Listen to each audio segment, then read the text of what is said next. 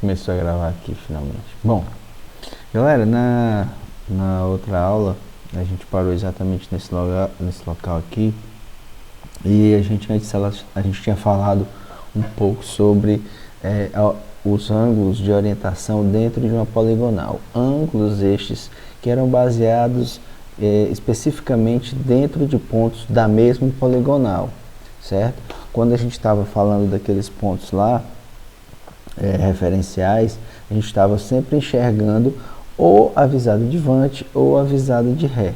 Então a gente sempre estava nos orientando dentro da própria poligonal. Então a gente conhecia os pontos da poligonal, e esses pontos da poligonal serviam de referência para a gente fazer a medição desses ângulos. Hoje nós vamos falar de ângulos que não estão dentro da nossa poligonal. São ângulos que são referências globais, no caso, né? Então, os ângulos de orientação, né, que a gente fala justamente, que a gente vai falar, justamente são os ângulos que têm origem nos polos magnéticos, né? O norte, sul, leste, oeste, esses são as orientações que são uma orientação global. Então, o que acontece? A gente tem dentro da topografia a variação, né? Logicamente nós temos o que a gente chama de norte verdadeiro, e o norte, vamos dizer assim, que é o norte magnético, né? Que a gente vai lá ver lá na bússola, né? Então ele tem lá o norte magnético, que eu não sei se vocês estão conseguindo enxergar, mas isso aqui é uma bússola, né? Então esse é o norte verdadeiro. Ah, professor, mas por que o senhor fala norte verdadeiro? Existe um norte falso? Existe um norte que ele finge que é uma coisa e ele não é, como certas pessoas? Ou existe um norte que a gente imagina que seja, que é, vamos dizer, a tendência que ele seja por determinado ponto. No meu caso, onde eu estou aqui, ele é mais ou menos para cá, certo? Então, o que a gente fala o norte verdadeiro? Porque quando a gente fala do norte, o norte magnético, né, o que é o norte verdadeiro, ele varia de acordo com o momento do ano, certo? Ele varia de acordo com o momento do ano, porque, como vocês bem sabem, as forças magnéticas, elas são influenciadas diretamente pelo Sol, né? Pelo momento que a Terra se encontra dentro do ano. Então, existe um caminhamento, né, que acontece, que vai de 23 graus ao norte e 23 graus ao sul, né, em termos, eu estou falando em termos das latitudes, né? Então nós temos essa declinação que ela causa variações mais ou menos de onde o norte pode ser encontrado, né? Então ao longo do ano você tem um cálculo que você pode encontrar através da declinação magnética, você pode encontrar o valor do norte verdadeiro. Então esse ângulo que a gente vai trabalhar hoje é justamente a nossa orientação. Então, para cada ponto que a gente for trabalhar dentro da poligonal, a gente tem que pegar e sempre nos orientar por esse ponto, pelo norte, certo? É como se, por exemplo, eu dissesse, logicamente, guardadas as devidas proporções, se eu estou fazendo uma amarração, né? Eu vou dizer que aquela árvore que tem lá no início do levantamento, ela é minha referência. Então ela está, do ponto que eu estou para o ponto que eu vou, ela tem mais ou menos tantos graus em relação a minha orientação. No caso do norte magnético, não. Eu sempre vou ter aquele ponto naquele mesmo local. Logicamente, guardada a época do ano, nós teremos aí uma variaçãozinha que pode ser calculada, certo? Bom, mas vamos um pouco à frente aí. Bom, então, algumas coisas que é importante saber, né?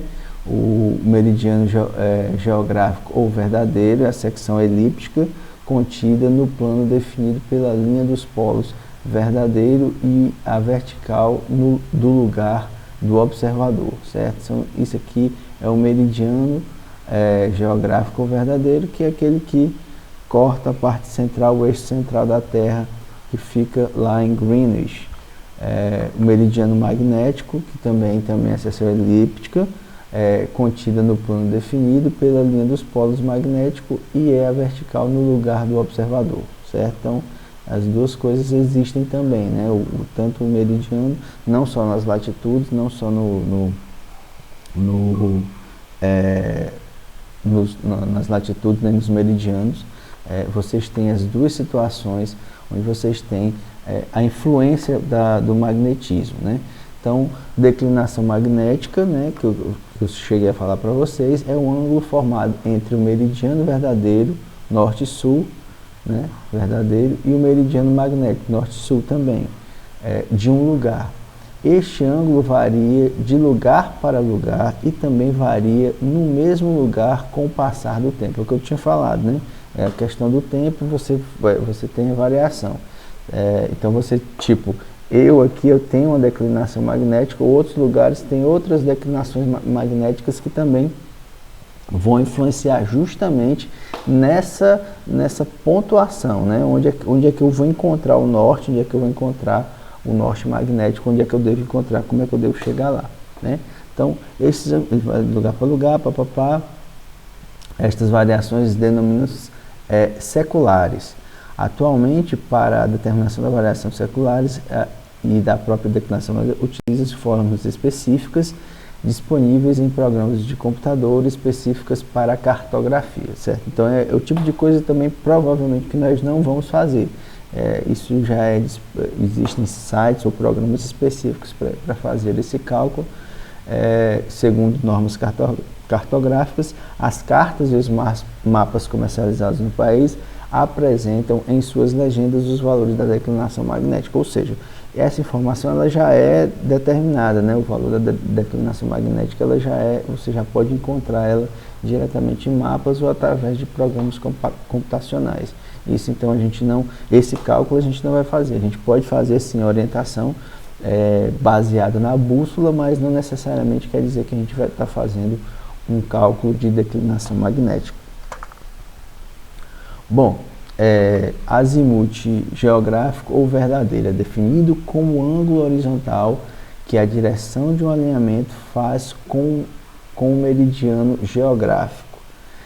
Este ângulo pode ser determinado através de métodos astronômicos, observação ao Sol, observação das estrelas, etc. E atualmente através do uso de receptores de GPS de precisão. Ou seja, você tendo os equipamentos hoje, no caso, por exemplo, de uma estação total, você vai lá e faz a medição do norte magnético, né, através desses mecanismos, né? Então fica muito mais preciso o levantamento. Se a gente estivesse aí, a gente ia fazer por esse mecanismo aqui mesmo. Logicamente, existem bússolas mais tecnificadas, mas a gente ia trabalhar com essa bussolinha aqui para a gente ter uma noção de como é que isso funciona, né? Logicamente que a precisão não seria a mesma, mas nós conseguiríamos sim também fazer a orientação do nosso caminhamento, né, da nossa poligonal através da bússola, certo? Então o azimuth magnético é definido como um ângulo horizontal que a direção de um alinhamento faz com o meridiano magnético.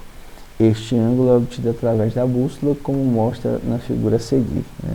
Eu vou mostrar aqui agora para vocês, que não é agora, mas daqui a pouco eu mostro. Então, azimuth verdadeiro ou magnético são contados a partir da direção do norte e do sul do meridiano, no sentido horário, certo? Ou seja, um azimuth à direita, ou seja, se está contando como sentido horário, a gente chama de azimuth à direita, que nem a gente estava falando o ângulo à direita, ângulo à esquerda, que a gente estava falando na aula passada, né? Então, do mesmo jeito, a gente pode também nos basear pelo azimuth e também no sentido anti-horário que a gente vai ter, que é da esquerda para a direita. Então, quando a gente fizer se a gente for contar a angulação à esquerda, a gente também pode, logicamente, só que isso vai inverter, né? Logicamente, o sentido do levantamento. Rumo verdadeiro é obtido em função do azimuth verdadeiro através da relações matemáticas simples, ou seja, relações não, na verdade isso aqui deve ser equações, né? É porque o Daniel deve ter escrito errado aqui antes de mais equações. Rumo magnético é o menor ângulo horizontal que um alinhamento forma com a direção norte-sul, definido pela agulha da bússola, certo? Então, isso também acontece. Os rumos verdadeiro ou magnéticos são computados a partir da direção norte-sul do meridiano, no sentido horário ou anti-horário, variando de 0 a 90. E sempre acompanhados da direção ou do quadrante em que se encontram, né? Que no caso nordeste, sudeste, sudoeste ou noroeste. A figura a partir ilustra a orientação do quadro de alinhamentos definidos sobre os terrenos através dos azimuths à direita, ou seja, dos ângulos cotados a partir da direção norte do meridiano no sentido horário. Então, assim, só sendo um pouco mais claro com relação a isso. Então, quando você tem uma orientação através do azimuth ou do azimuth verdadeiro ou do norte magnético. Então, outra coisa, lembrando para vocês aqui, eu acho que eu devo ter falado nesse aula, mas o que é um azimuth? Não é aquele carinha lá do Ben 10, tá certo? Que eu acho que eu também já disse. O azimuth é quando você usa o norte como referência. Então, qualquer distância angular medida do norte a qualquer outro direcionamento dentro de uma poligonal, a gente chama de azimuth, certo? Porque nós estamos levando o norte como referência. Então, assim, dentro de cada isso eu estou falando de rumo, né? Quando nós estamos falando na verdade, quando você tem um rumo já é diferente de um azimuth. Um azimuth é a distância direta. Um rumo é uma direção específica dentro de cada quadrante que a gente tem formado, né? Esses quadrantes formados justamente pela distância do norte ao norte novamente, que formaria o 360. Então, 360 dividido em partes iguais, entre essas partes iguais, nós temos aí 90 graus em cada um dos quadrantes. Esses quadrantes, eles são nomeados, né? No caso, se eu tenho entre o quadrante norte e o quadrante leste, então eu tenho ali, naquele quadrante, eu tenho o nordeste. Então, os valores que eu tenho de rumo, e a gente vai ver que a gente pode transformar um rumo no azimuth, um azimuth num rumo, né? Que é esse quadro que eu vou mostrar para vocês aqui agora. Então, tá aqui, ó, nós temos aqui o norte que a gente usa como a referência, no caso, certo? E temos, depois de 90 graus, nós temos o que? O leste. 180 graus, nós temos o sul. 270 graus, nós temos o oeste. Então, cada situação dessa daqui, nós temos um quadrante específico, certo? Onde esse quadrante aqui é o quadrante nordeste, onde esse quadrante aqui é o quadrante sudeste, onde esse quadrante aqui é o quadrante sudoeste, e esse quadrante aqui, o quadrante número 4, é o quadrante noroeste. Então, quadrante número 1 é o nordeste, quadrante número 2 é o leste, quadrante número 3 é o sudoeste, quadrante número 4 é o noroeste, certo? Aqui em Araguaína nós temos quem é de Araguaína, tem o noroeste, tem o Araguaína Sul. Então, mais ou menos a orientação que é seguida por aqui pela nossa referência dos azimuths, certo? Então, vamos lá. Então, continuando. Então, aqui a nossa orientação é como se a gente centrasse o teodolito num determinado ponto e a partir daí a gente vai dizer, ó, desse ponto eu estou aqui nesse ponto e eu vou para aquele ponto. Então, eu estou no ponto 1 do levantamento e eu vou para o ponto 2. Então, eu vou primeiro, vou pegar, colocar o equipamento virado para o norte, certo? Norte magnético, e vou depois levar o equipamento para o segundo ponto. Essa distância, né, angular, né, de referência do norte, e eu vou dizer que eu estou caminhando do norte tantos graus para o próximo ponto, essa distância é justamente o nosso azimuth. Mas eu posso chamar isso de rumo também. Pode ser que o meu rumo, por exemplo, que aí a gente vai ver nos próximos slides, tem uma formulinha justamente para a gente fazer isso. Existem levantamentos, certo? Existem levantamentos que são feitos. Isso eu estou falando de memorial descritivo. Não sei se algum de vocês já ouviu falar nesse nome no memorial descritivo. O memorial descritivo, acredito, por exemplo, as pessoas que trabalharam no IBGE devem ter alguma coisa, alguém que já fez algum tipo de, que é técnico agrícola e fez algum tipo de trabalho freelance aí de CAR, né, deve ter visto também o que é um memorial descritivo, como é que funciona o memorial descritivo. O memorial descritivo está lá no cartório, então lá no cartório você tem no ponto tal, do marco do fulano de tal, a tantos graus do norte, tal. Então é uma descrição de como é a fazenda ou o sítio da pessoa, né? Então, para isso, o referencial que se tem, logicamente, são os referenciais globais, né? No caso, ou é uma coordenada geográfica, ou é o norte magnético, e também como é a descrição desse caminhamento literal, né? Dentro de um levantamento topográfico. Então, vamos lá. Isso aqui é o que define, certo?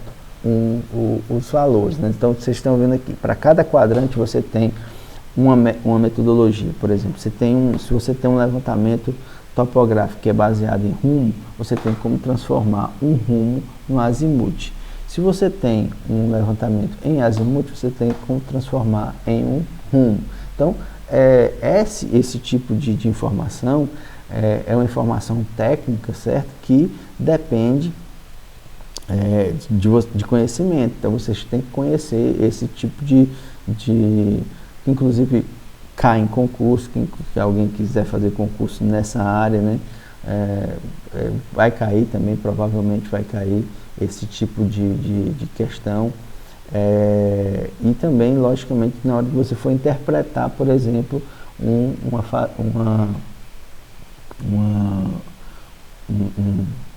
documento de cartório, você vai ter que ter o conhecimento necessário para entender o que é um rumo, o que é um azimuth, certo?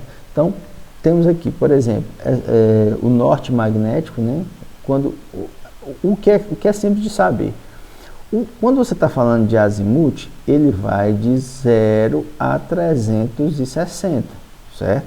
0 a 360 você vai, o azimuth vai variar, certo? Quando você tem um rumo, ele vai variar de 0 a 90. Então, ou seja, cada quadrante desse corresponde a ao valor de um rumo, certo? E esses rumos, eles são rumo nordeste, rumo sudeste e rumo sudoeste. São todos rumos, certo? Que você vai descrever. Então, num primeiro quadrante, quando eu estou nesse primeiro quadrante aqui, que é o quadrante nordeste, certo? O rumo é igual ao azimuth, seguido da direção, certo? Então, por exemplo, se eu tenho um azimuth aqui, que o valor dele vou chutar aqui, 50 graus, certo? Então, se eu tenho um azimuth de valor 50, então eu também tenho um rumo 50. Só que o que acontece? O rumo 50, certo? O rumo 50, ele vai ser também o mesmo valor. Vai ter também o mesmo valor. Só que rumo 50 graus nordeste. Essa é a nomenclatura. Então, eu tenho 50 graus nordeste. Se for fazer o contrário, professor, se o rumo, se a gente quiser transformar um rumo no azimuth, a mesma coisa, só que aí no caso, o rumo, né? Vai ser o valor do rumo, vai ser igual ao azimuth. Então, azimuth 50, só, certo? Então, qual é o valor da distância angular? Azimuth 50. No caso, rumo, se for um rumo, é 50 graus nordeste, certo? Então, sempre seguido. Então, sempre vai ser seguido da direção, certo? Quem já foi meu aluno na graduação sabe, na graduação não, no subsequente ou no integrado, sabe que o que você erra na prova é justamente essa questão de orientar o rumo, orientar seu rumo, certo? Que às vezes você esquece de colocar o nordeste. No segundo quadrante, aí já no segundo quadrante nós temos outra fórmula aqui que também é descrita. O rumo vai ser igual a 180 menos o azimuth, certo? 180 menos o azimuth. Uai, professor, mas por quê? Porque assim, quando você tem isso, as distâncias dos rumos, elas são sempre baseadas primordialmente para norte e para sul. Então, a distância que é medida, certo? Como vocês devem estar vendo aqui, ó, ela sempre é em relação a esses eixos. Então, é a distância do norte para a distância angular. Então, isso é medido. Então, quando eu falo aqui, ó, 180 menos o azimuth, justamente vai dar a distância daqui para o sul, para o eixo sul, certo? Então, eu tenho aqui, por exemplo, se eu tenho aqui, ó, um azimuth igual a 100, aqui vai dar, vamos dizer, 120 graus, certo? Daqui até aqui 120 graus. Então, eu vou ter que o meu rumo vai ser o que? 180, isso na fórmula, né? 180 menos 120. Então, eu tenho, no meu valor de rumo, eu tenho o rumo é igual a 60 sudeste, certo? 60 sudeste, 60 graus sudeste, certo? Então, eu tenho essa distância do eixo sul até aqui, então eu tenho que vão ser 60 graus do eixo sul até a referência do meu rumo, certo? Isso é o que acontece no quadrante. E o contrário, se eu tiver que transformar um rumo no azimuth, vai ser, azimuth vai ser igual a 180 menos o rumo. Ou seja, se a gente, vamos dizer, a gente deu o exemplo do 120, né? Então, vai ser 180 menos, qual era o valor do rumo? 60. 60 menos 80, 120. Então, nós temos aqui, a orientação que nós temos é o valor o valor que a gente tinha dado do azimuth, a gente pode encontrar também se a gente tiver apenas o valor do rumo, certo? E no terceiro quadrante, professor, no terceiro quadrante da mesma forma, né? Essa distância também que é medida em referência ao eixo sul, né? Então, se eu tenho aqui a referência do eixo sul, então o que acontece? Nós temos uma fórmula aqui que é, ao invés de ser, né, 180 menos alguma coisa, vai ser o valor do azimuth. Vamos dizer aqui, vamos dar outro valor hipotético aqui para o azimuth no terceiro quadrante, que seria, aqui é 90, aqui é 90, que não vai ser no máximo 270. Vamos dizer que seja 240. Então, o valor do meu azimuth aqui é 240. Então, vai ser o que? 240, né, que é o valor do azimuth, né, menos 80. Quanto é que dá essa diferença? 240 menos 180 é igual a 60 sudoeste, né? Então, eu tenho 60 sudoeste, é o valor do meu rumo. E se eu for fazer o contrário, professor? Então, azimuth vai ser igual ao rumo mais 180. Se é o rumo mais 180, então é 60 mais 180, que vai dar de novo os 240. Então, essa é a forma para encontrar o valor do azimuth, certo? Deixa eu ver aqui uma coisa. Deixa eu ver aqui. Espera aí, só um instante. Rapidamente. Estamos quase com o tempo aqui, mas dá pra gente fazer.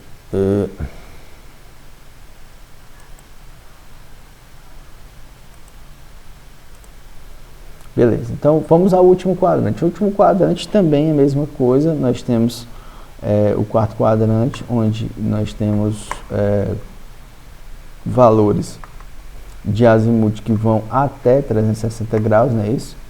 Então, esses 360 graus, eles podem estar descritos aqui. Então, eu vou lá, se for um azimuth, então eu vou lá, vamos dizer que seja dentro desse último quadrante, vamos dizer que seja, nós demos o exemplo de, vamos colocar aqui 320 como exemplo, certo? 320 não, 300, certo?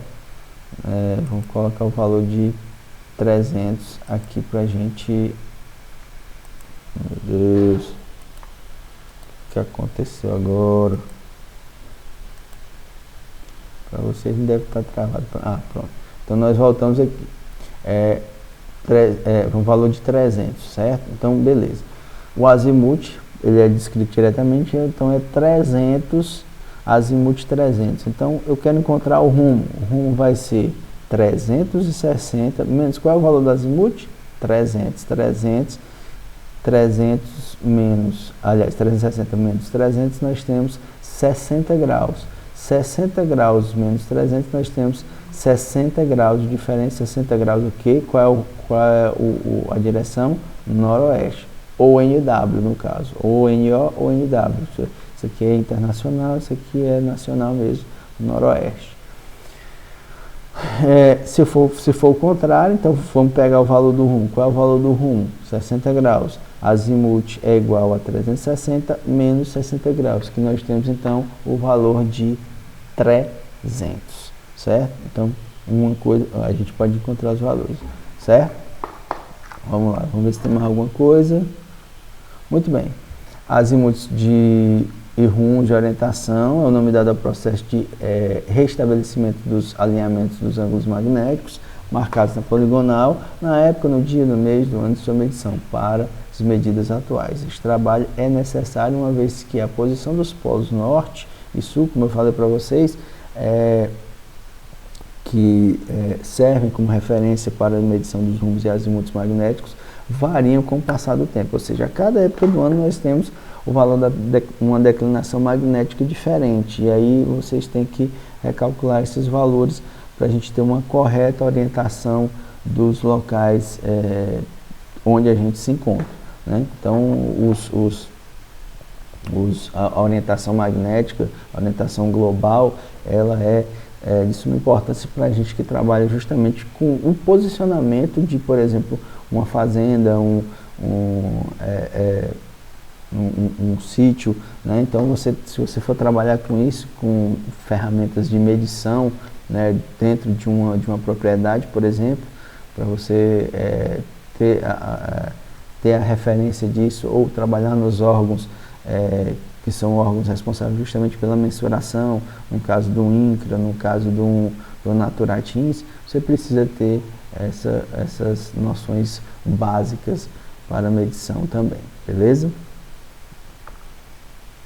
No mais, era isso, pessoal. Então, vocês só dando um feedback para vocês a respeito do trabalho. Eu espero que vocês continuem assistindo as aulas que a gente está tendo, certo?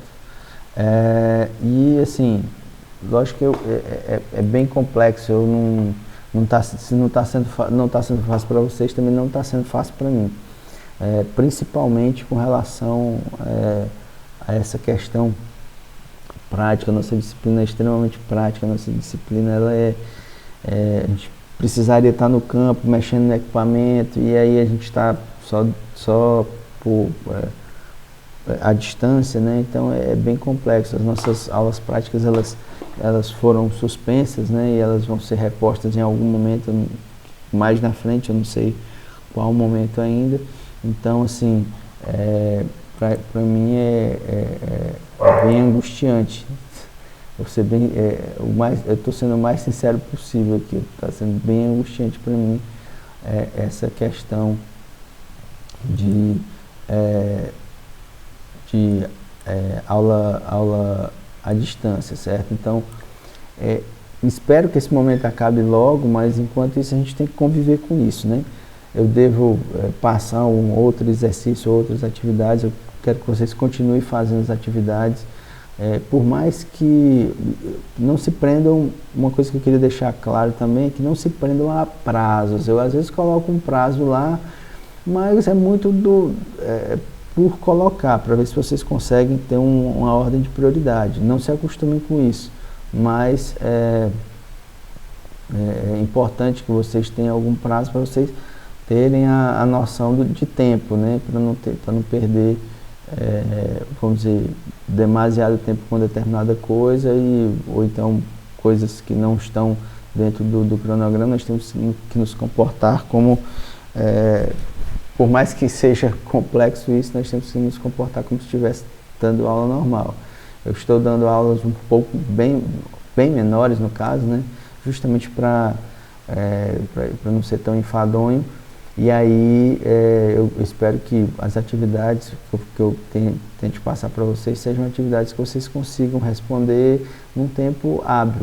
A última atividade era uma atividade bem simples, inclusive uma cobrança foi muito pequena, não foi nenhuma cobrança grande, mas eu espero que vocês consigam efetivamente cumprir os prazos do que eu estou dando, né? Logicamente, eu tenho que aceitar, porque muitos de vocês, nem todos têm um acesso muito fácil à internet. Sei lá, uns vão para a fazenda, a fazenda é distante, não pega, o plano de dados é pequeno. Tudo isso a gente está levando em consideração também, tá? Então, não esqueçam de deixar algum comentário como efeito de presença. Eu gostaria muito que vocês deixassem, não é comentar, dizer, que aula legal, não precisa dizer isso. Apesar de que poderia dizer, mas não necessariamente isso, mas dizer que teve ali, que aí tem um efeito de presencial, né? Então, agradecer a vocês, obrigado aí por me aguentarem por mais por esse vídeo. Muito obrigado, fiquem com Deus. Se a gravação parar, acho que a gravação vai parar uma hora.